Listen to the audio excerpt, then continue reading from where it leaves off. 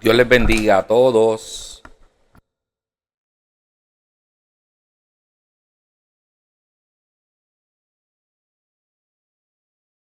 Y muy bien. Muchas bendiciones a todos. Dios les bendiga. Y bienvenidos a otro palique.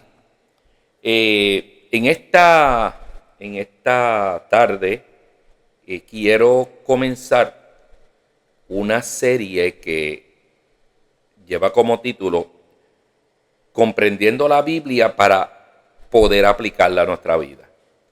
Estos paliques van a ser una serie, así que yo los voy a intercalar con los paliques de familia, que esta semana estaré posteando otro. Pero voy a intercalar los paliques de familia, que van a ser cortos, con estos paliques que son una serie continuada sobre cómo comprender la escritura. Y me lleva a desarrollar estos paliques la preocupación que tengo al ver toda este revolú, si me permiten esta expresión pueblerina, que hay en los medios sociales de diferentes puntos, diferentes situaciones que ocurren en nuestro país y cómo los creyentes utilizan muy erróneamente la escritura para justificar unas cosas que no tienen justificación ninguna y para condenar otras que no tienen nada de malo. Y eso es sencillamente porque hay un desconocimiento de la escritura. Y cuando digo desconocimiento de la escritura, no es que no conozcan la Biblia. Hay mucha gente que la conoce y la tiene en la memoria y en su corazón y la recitan, pero no saben aplicarla. No saben no solamente aplicarla a sus vidas, no saben interpretarla correctamente, porque para poder aplicar la escritura al corazón, primero hay que comprenderla. Así que eso me mueve estos paliques. Voy a leer, dice la Biblia, por eso despójense de toda suciedad y de la maldad que tanto abunda. De esa manera podrán recibir con humildad la palabra sembrada en ustedes. Esta palabra tiene poder para salvarles la vida. Pongan en práctica la palabra y no se limiten a solo escucharla, pues de otra manera se engañan ustedes mismos. El que escucha la palabra pero no la pone en práctica es como el que mira su cara en un espejo. Pero el que pone su atención a la ley perfecta que da libertad y sigue en ella sin olvidar lo que ha oído y hace lo que ella dice, será dichoso en lo que hace. La Escritura nos habla de que nosotros debemos estudiar la palabra, leer la palabra, meditar en la palabra, pero también debemos interpretar esa palabra para poder comprenderla y entonces aplicarla. ¿Verdad? Obviamente la meta de estos paliques de cómo estudiar la Biblia y aplicarla a nuestras vidas es dar un conocimiento básico. Hay muchos cristianos que no pueden estudiar en un colegio bíblico, en un colegio teológico, en una universidad teológica, y donde se dan principios sobre el análisis de la escritura. Así que esto no va a ser herramientas profundas de a nivel de maestría, doctorado, pero le vamos a estar dando unas herramientas sencillas y básicas para que usted pueda leer la escritura, comprenderla, interpretarla, hacer una hermenéutica correcta y luego pueda aplicarla a su vida. Y déjeme comenzar con esto. El conocimiento bíblico en su mayoría es para que lo apliquemos a nuestra vida y no a la de los demás. Porque mira el problema, hay gente que mientras más conoce de la Biblia, más juzga a los demás. Y se pasa aplicándole la Biblia a los demás en vez de aplicárselo a sí mismo. Esa no es la idea de la Escritura. La Biblia está para que usted aplique primariamente la Escritura a su vida. Y en esa aplicación a su vida usted va a poder compartir ese conocimiento a los demás y los va a afectar positivamente. ¿Ok? Nosotros tenemos que entender que la Biblia es un libro bien importante. Contiene la palabra de Dios. y es la palabra de Dios. Contiene las enseñanzas que Dios quiso transmitir al ser humano. Y por eso es tan importante la Biblia, porque el mensaje de Dios está ahí para ti y para mí. Ahora, si el hombre quiere vivir una vida exitosa en este mundo, debe conocer la Escritura y aplicarla a su vida. La Biblia nos fue dada no solo para ser leída, sino aplicada. Ahora, la aplicación de la Biblia, como decíamos ahorita, según Santiago, puede salvarnos la vida y su cumplimiento nos hace dichosos o bendecidos. Y esto es bien importante porque, como les digo, nosotros queremos ser felices todos, pero la felicidad está en ser obediente a la palabra de Dios. Y en la medida que tú no seas obediente a la Biblia, vas a tener problemas con la familia, con tu hogar, con tu cónyuge, con tus hijos. Oye, no es que el que conoce la Biblia no tiene problemas, pero el que la conoce y la aplica tiene las herramientas para lidiar correctamente con los problemas que enfrenta diariamente el ser humano. Y hay un ejemplo bien tremendo que está en el libro de los Hechos, y es el ejemplo de Felipe. Usted sabe que Felipe es llevado a Samaria, donde hay un gran avivamiento, o donde inicialmente no hay ningún gran avivamiento. Samaria estaba al garete, había brujería, hechicería, había toda clase de pecado. Y allá Felipe es guiado, dirigido para que predique el evangelio, ¿verdad? Y grandes cosas ocurran. Pero después que Felipe predica, se sanan los enfermos, se salvan las almas, los endemoniados son libertados y ocurren grandes milagros. Juan y Pedro llegan a Samaria y empiezan a orar para que la gente recibiera el bautismo del Espíritu Santo. Y una de las cosas maravillosas que hace Dios es que toma a Felipe y lo saca de Samaria y lo lleva al desierto. Fíjese que en Samaria había un avivamiento y en Samaria las cosas estaban tremendas.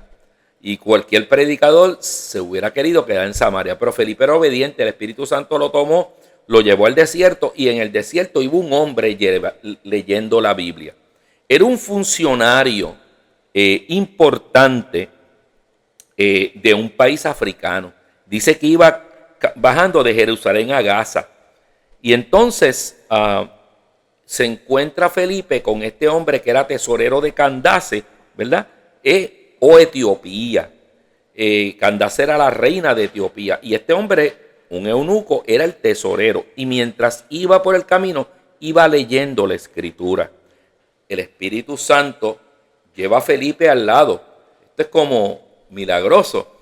Y Felipe sigue caminando al lado del carruaje y mira al hombre y le dice: oye, ¿entiendes lo que lees? Mire qué importante. Nosotros debemos entender lo que leemos, porque si no, pues ¿para qué leemos la Escritura?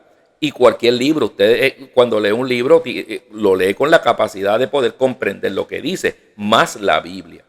El hombre, ¿verdad? Mire cómo le dice Felipe: ¿acaso entiende usted lo que está leyendo? Y el hombre leía el profeta Isaías. Le preguntó: ¿cómo voy a entenderlo? Contestó: si nadie me lo explica. Así que invitó a Felipe a subir, a sentarse con él. El pasaje de la Escritura que estaba leyendo era el siguiente: como oveja fue llevado al matadero, como cordero que enmudece ante su trasquilador, ni siquiera abrió su boca. Lo humillaron y no le hicieron justicia. ¿Quién describirá su descendencia? Porque su vida fue arrancada de la tierra. Dígame usted, le pregunta ahora, ¿verdad? El eunuco: ¿de quién habla aquí el profeta? ¿De sí mismo o de algún otro? Le preguntó el eunuco a Felipe. Entonces Felipe, comenzando con ese mismo pasaje de la Escritura, le anunció las buenas nuevas acerca de Jesús. Mire qué maravilloso. Este hombre tenía hambre de Dios. Y este hombre estaba estudiando la Escritura. De hecho, este hombre aparentemente era un prosélito judío. Era una persona convertido al judaísmo que viajaba desde su país lejano para ir a adorar a Jerusalén. Pero sentía un vacío y estaba leyendo la Escritura. Estaba bien dirigido, porque la Escritura es la que nos guía a toda verdad y a toda justicia. Y cuando está leyendo allí la Escritura, Felipe se le acerca, le pregunta: ¿entiendes lo que lee? Él dice: no hay quien me lo explique, ¿de quién habla este hombre, de este profeta, de sí mismo, de otra persona? Y ahí Felipe, a partir de ese mismo pasaje, hace un exégesis de ese pasaje y tomándolo como base, le predica el Evangelio de Cristo. Lo maravilloso es que Felipe predique el Evangelio completo a través de ese pasaje. Porque cuando el eunuco va pasando cerca de un lugar donde hay agua, él le dice a Felipe, mira, allí hay agua que impide que yo sea bautizado. En otras palabras, Felipe le habló del Evangelio, le habló de Jesucristo, le habló de la salvación, le habló del arrepentimiento y lo terminó diciendo que una vez uno acepta a Cristo como Salvador personal, se tiene que bautizar. O sea que en el proceso, mientras Felipe predicaba la palabra, ese hombre había recibido a Jesús en su corazón como Salvador personal. No es la primera vez que eso ocurre en la Biblia. Cuando Pedro va donde Cornelio a predicar el Evangelio a su casa, mientras él predicaba, esa gente estaba recibiendo a Cristo en sus corazones. Por eso es que también mientras Pedro predicaba recibieron el bautismo del Espíritu Santo. Así que lo importante de este pasaje es que nos enseña lo siguiente. Mire, este hombre estaba leyendo la Biblia. Número uno, hay que leer la Escritura todos los días. Número dos, no la entendía, pero eso no era tropiezo para seguir leyéndola. Alguien se le explica que Felipe realiza un exégesis. El etíope entonces entiende, comprende la escritura que estaba leyendo y el etíope decide aplicar lo que aprendió y pide ser bautizado. Número uno, hay que estudiar la escritura, leerla. Número dos, hay que hacer un exégesis. Número tres, ese exégesis nos lleva a comprenderla. Número cuatro, esa comprensión de la escritura nos lleva a la acción. Aleluya. La comprensión nos lleva a la acción. Comprender la escritura nos lleva a la dinámica de accionarla. En el caso de este hombre fue, yo quiero bautizarme. En el caso tuyo y en el mío, cada vez que leamos la escritura, hagamos un exégesis, debemos aplicar esa escritura a nuestra vida. ¿Qué tiene que ver este pasaje que estoy leyendo con mi vida? ¿Y cómo puedo aplicarlo a mi vida para yo mejorar, para yo crecer, para yo parecerme más a Cristo? El etíope es bautizado y experimenta la bendición de Dios porque dice que sale de las aguas contento y bendecido.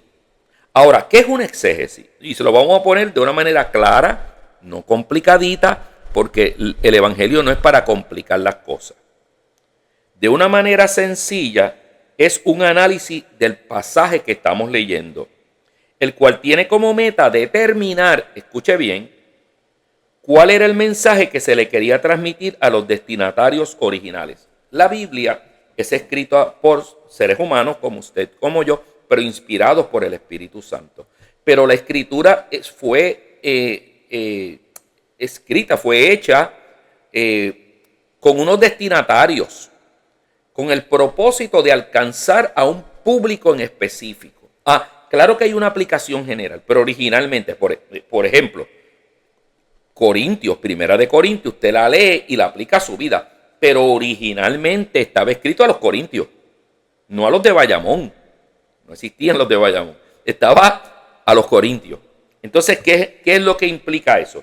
Que cuando hacemos la exégesis, la primera tarea que nosotros queremos lograr, la meta que queremos lograr, es poder comprender qué era lo que se le quería transmitir a esos destinatarios originales.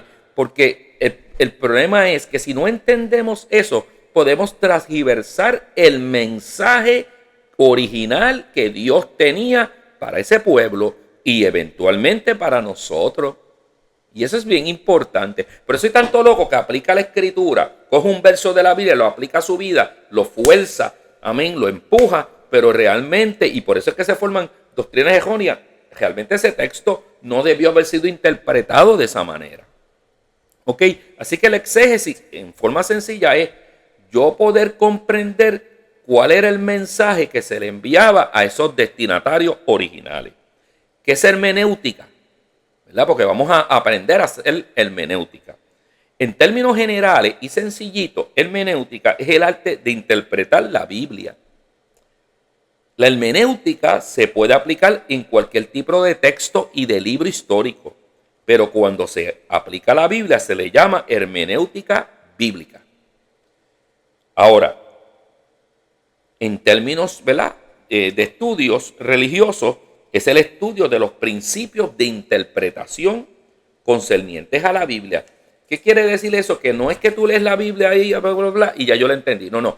La Biblia, como todo libro, tiene unos principios que nos ayudan a interpretarla correctamente. Si esos principios no se siguen, podemos tener problemas. Déjeme tirarle ahí varios ejemplos que a lo mejor le suenen controversiales. He escuchado personas citar el verso de la Escritura que está en el libro de los Hechos de cree en el Señor Jesucristo y serás salvo y tú y tu casa. Hermano, tus hijos van a ser salvos porque eso es una promesa del Señor. Cuando nosotros aplicamos tanto los métodos de interpretación bíblica de la hermenéutica bíblica y hacemos una exégesis correcta y analizamos que ese mensaje fue dado por el apóstol Pablo, ¿a quién? Al carcelero de Filipo, no a más nadie. En una circunstancia donde Pablo había sido liberado, donde las cárceles se habían abierto, donde el hombre está a punto de morir, de suicidarse, porque creía que todos se habían escapado, y Pablo lo detiene y dice, no, si estamos todos aquí, Dios hizo un milagro, tranquilo. Y el hombre queda tan impresionado, ¿verdad?, que dice, le pregunta a Pablo, ¿qué yo debo hacer para ser salvo? Y Pablo le dice a ese hombre, cree en el Señor Jesucristo y serás salvo tú y tu casa, ¿verdad?, los que están allí representados. Ok, ¿significa que Dios no quiere que se salven nuestros hijos? No, claro que Dios quiere que se salven a sus hijos. Lo que significa es que no podemos utilizar ese verso para forzar a Dios a que salve a nuestros hijos, porque Dios le dio un libre albedrío a nuestros hijos y por lo tanto sería un disparate interpretativo de la Escritura aplicar ese pasaje para decirle, Dios, tú dijiste en tu palabra, cree en el Señor Jesucristo y serás salvo y tu casa. No, Él se lo dijo a ese hombre. ¿Ves cómo nosotros a veces cometemos unos errores? Y eso, así me lo enseñaron a mí. Pero cuando nosotros aprendemos la Biblia, la Escritura, pues mire, no tenemos que depender de promesas que son falsas, porque Dios, falsas en el sentido de a la aplicación, porque Dios nos ha dado miles de promesas. Amén. Que cuando las interpretamos correctamente nos dan paz, tranquilidad, afirman nuestra fe para seguir hacia adelante. Y hay muchísimos pasajes que nosotros utilizamos de esa manera, forzando la interpretación de la Escritura. En términos de estos paliques que vamos a estar compartiendo, cuando hablamos de hermenéutica, nos vamos a referir a lo que el texto o el pasaje bíblico que estamos leyendo o estudiando nos dice a nosotros hoy en día.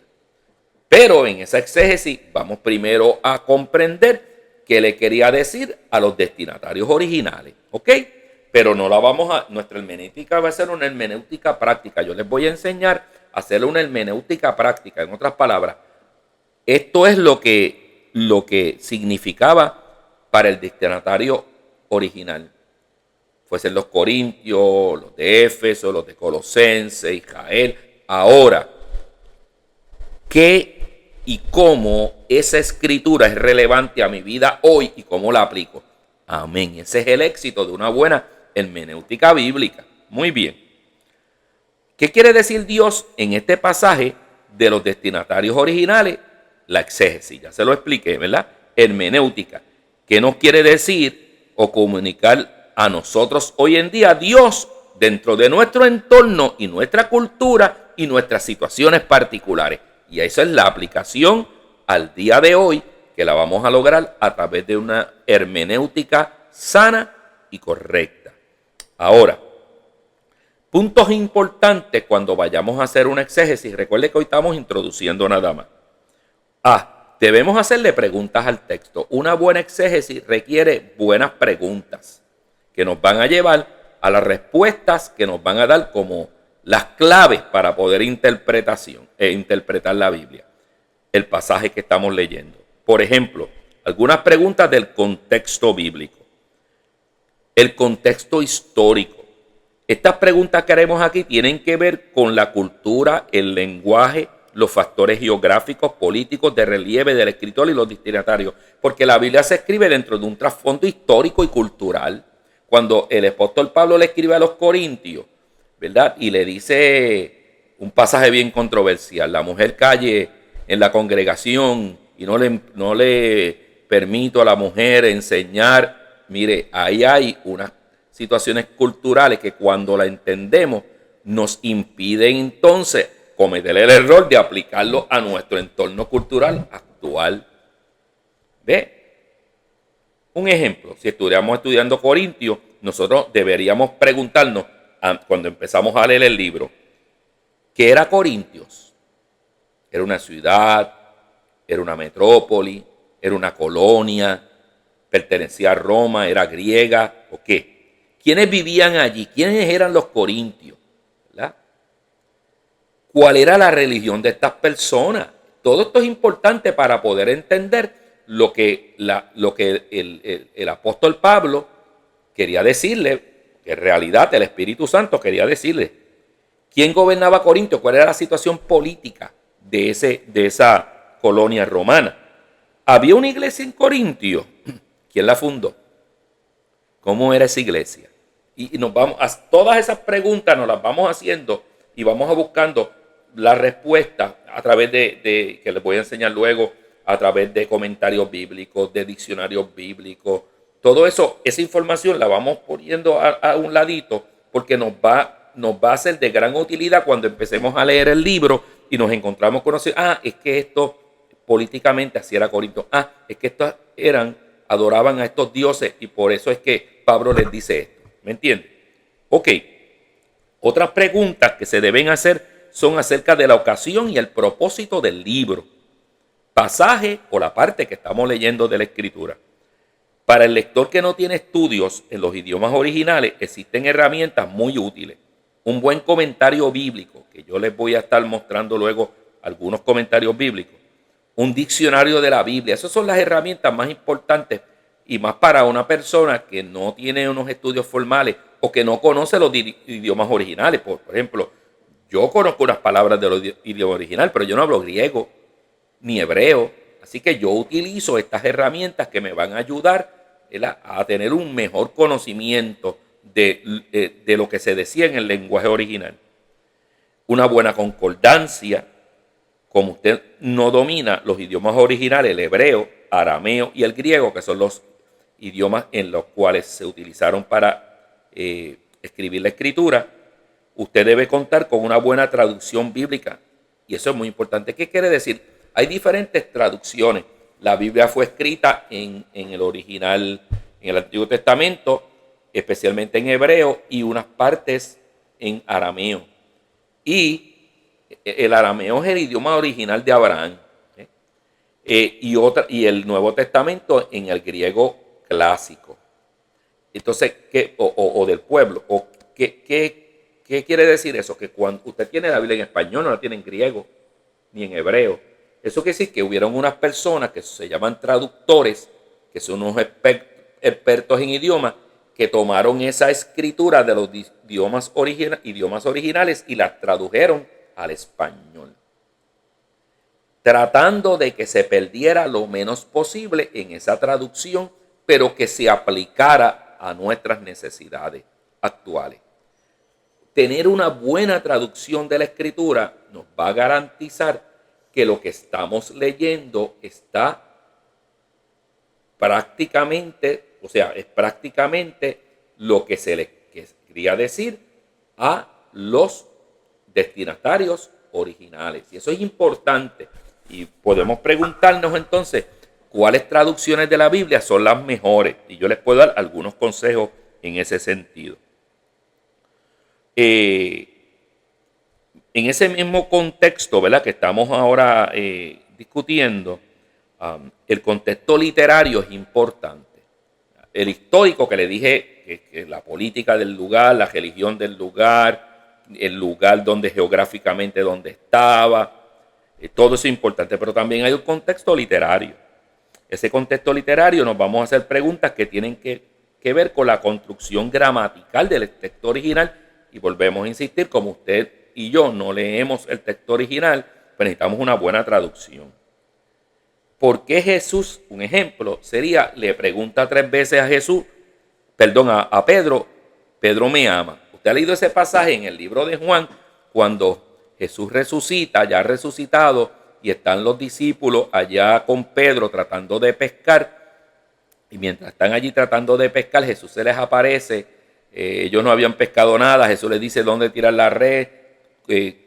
Pescan un montón de peces. Jesús les hace el desayuno. Mientras están comiendo, Jesús está bregando con ellos en sus corazones y llama a Pedro.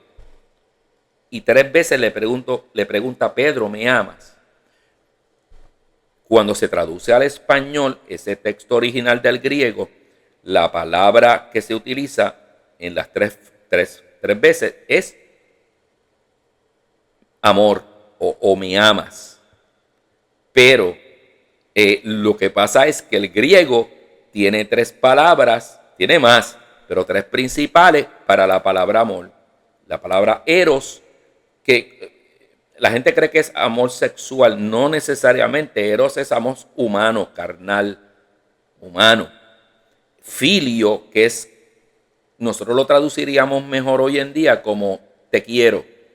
Pero filio tiene que ver con el amor que tiene un hermano en Cristo con el otro, un papá para una mamá, para su hijo. Por ejemplo, un esposo, ¿verdad? Tiene amoreros por su esposa, pero puede tener también un amor filio. Y ágape, que es el amor divino, es el amor perfecto, ese es el amor que muchos de los filósofos griegos pensaban que era prácticamente la divinidad. Entonces, cuando Jesús se le aparece a Pedro, la pregunta en el original griego de Jesús hacia Pedro es, Petros, tú me ágape, ágamete, tú me amas. Pero lo que le está preguntando Jesús es si Pedro le amaba con ese amor sublime, perfecto. Pedro en griego le contesta, sí te amo, pero no le dice yo te ágape. Él dice, Señor, yo te filio. ¿Por qué? Porque Pedro se había llenado la boca diciéndole a Jesús que él no lo iba a traicionar, que él era el discípulo más janqueado. Y ustedes saben que Pedro niega 3 veces al Señor. 3 veces le pregunta a Jesús a Pedro si lo ama para restaurarlo. Qué lindo, ¿verdad?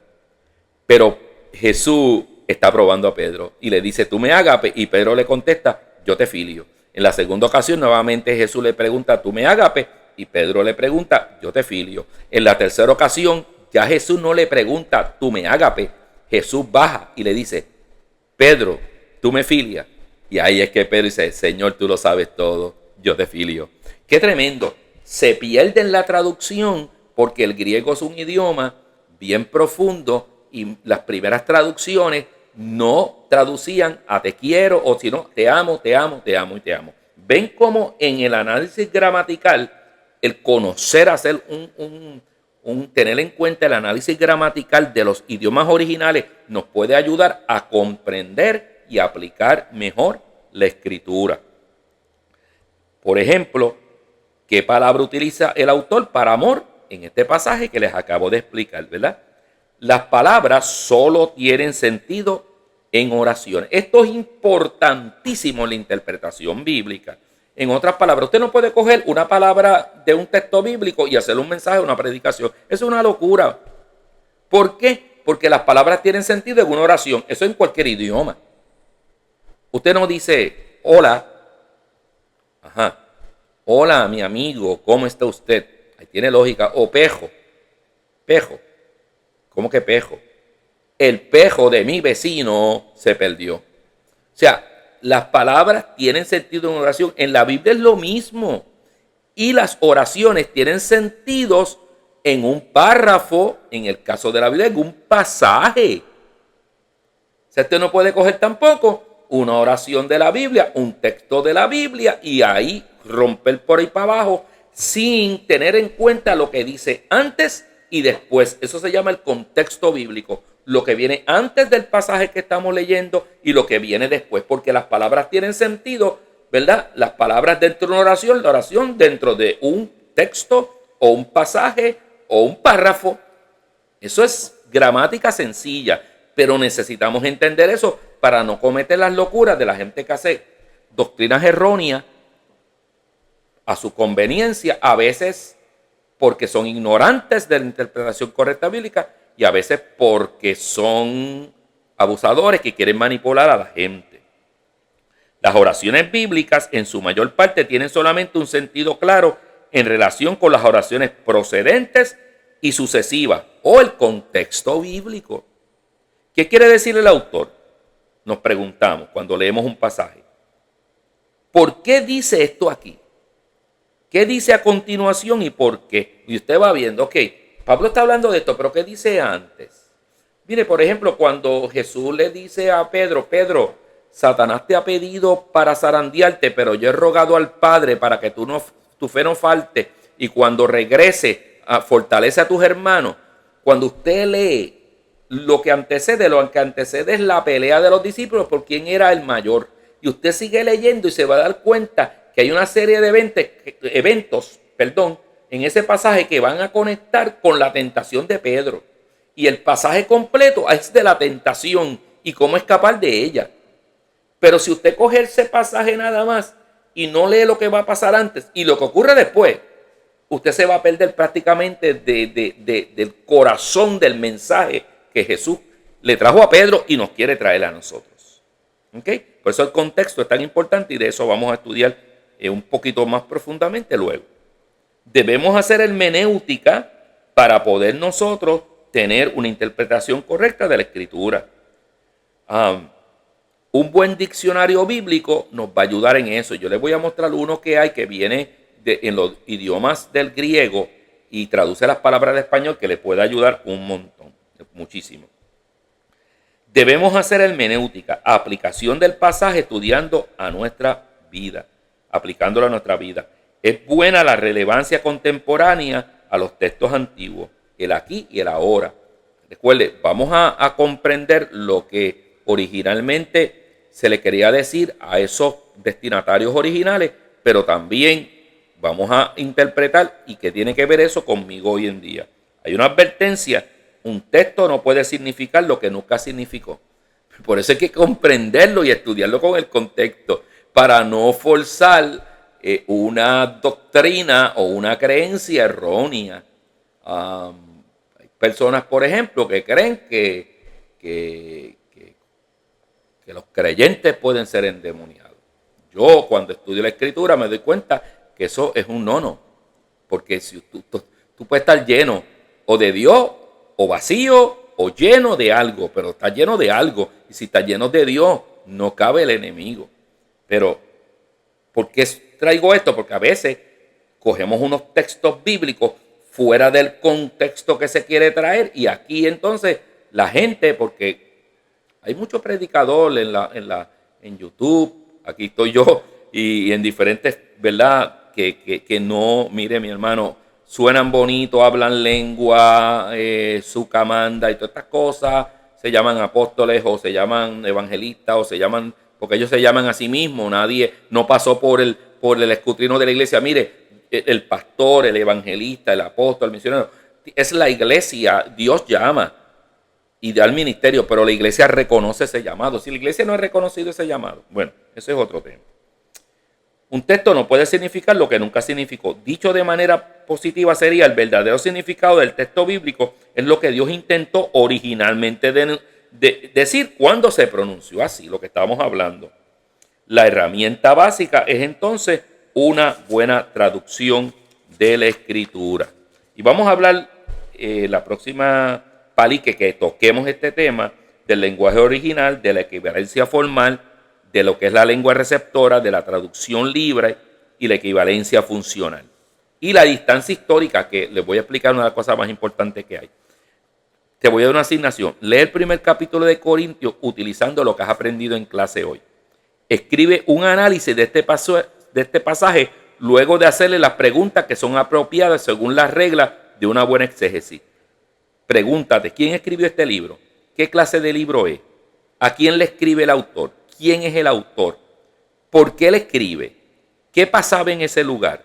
¿Qué temas descubre usted en este primer capítulo? Hazte esas preguntas de ese primer capítulo, toma la asignación y vamos a vernos la próxima vez que nos reunamos en estos paliques de cómo estudiar la escritura correctamente y aplicarlas a nuestra vida. Estaré poniendo otro palique en esta semana que tiene que ver con la familia. Pero por favor necesito que te suscribas, que le des like y que compartas con tus amigos estos paliques si son de bendición para tu vida. Dios te bendiga, Dios te guarda, Señor, y te guarde de manera poderosa. Señor, te doy gracias por mis hermanos que se han reunido para estudiar conmigo la Escritura. Señor, necesitamos tener conocimiento de la Escritura, de cómo entenderla, de cómo comprenderla, para entonces aplicarla a nuestras vidas y que sea rema, que sea de bendición, sanidad y restauración. Si hay algún enfermo, sánalo, obra. Si hay alguien pasando por pruebas o problemas, fortalécelo en paz, Espíritu Santo. En el nombre de Jesús. Amén, amén. Dios les bendiga y como les dije, estaremos, ¿verdad? En nuestro próximo palique poniendo un tema de familia, ¿ok? Un tema de familia.